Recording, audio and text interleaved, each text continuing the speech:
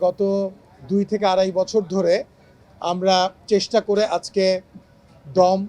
এই সিনেমা হলে দর্শকের সামনে হাজির করেছি। সত্য ঘটনা নিয়ে তৈরি করবার ক্ষেত্রে অনেক ধরনের প্রতিবন্ধকতা থাকে, কিন্তু সত্যি কথা বলতে আমাদের যে প্রোটাগনিস্ট, আমাদের যে আসল নায়ক এই ঘটনার পেছনে, এই সিনেমার পেছনে,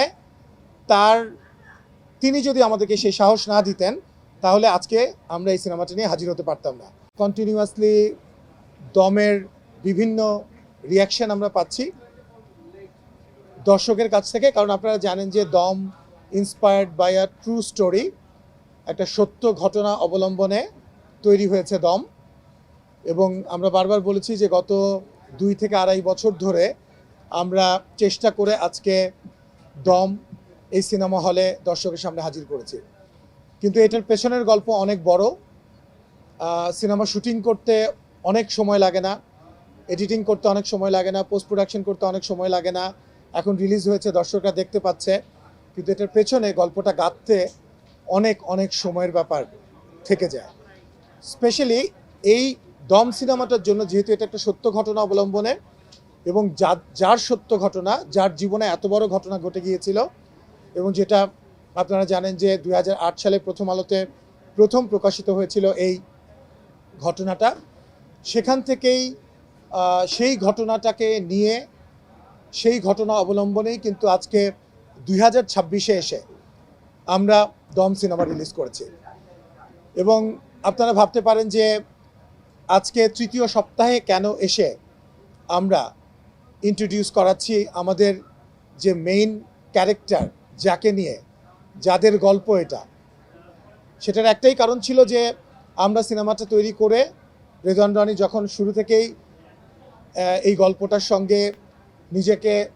গল্পটা যখন তিনি ধারণ করেন এবং গল্পটা তৈরি করা আরম্ভ করেন, তারপরে একে একে করে বিভিন্ন টিম, আমাদের সব এইচওডিজ একসাথে হয়ে আজকে সিনেমা হল পর্যন্ত নিয়ে আসার জন্য যা যা করতে হয়েছে, প্রত্যেকটা এলিমেন্টের সঙ্গে, প্রত্যেকটা ইভেন্টের সঙ্গে যেই একটা নাম জড়িত, সেটা হচ্ছে নূর ভাই। আপনারা জানেন যে আমাদের সিনেমার মেইন ক্যারেক্টার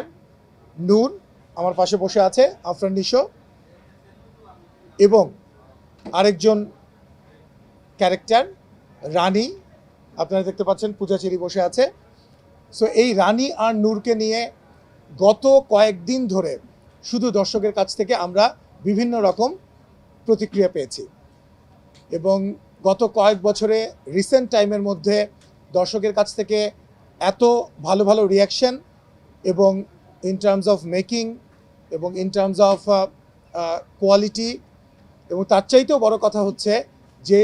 বিষয়টা আমরা সবচাইতে বেশি দর্শকের কাছ থেকে পেয়েছি যে সত্য ঘটনা অবলম্বনে। আপনারা জানেন সারা পৃথিবীতেই আজকে প্রচুর কন্টেন্ট তৈরি হচ্ছে ট্রু স্টোরিকে বেস করে। বাংলাদেশে এই ধরনের সত্য ঘটনা নিয়ে তৈরি করবার ক্ষেত্রে অনেক ধরনের প্রতিবন্ধকতা থাকে, কিন্তু সত্যি কথা বলতে আমাদের যে প্রোটাগনিস্ট, আমাদের যে আসল নায়ক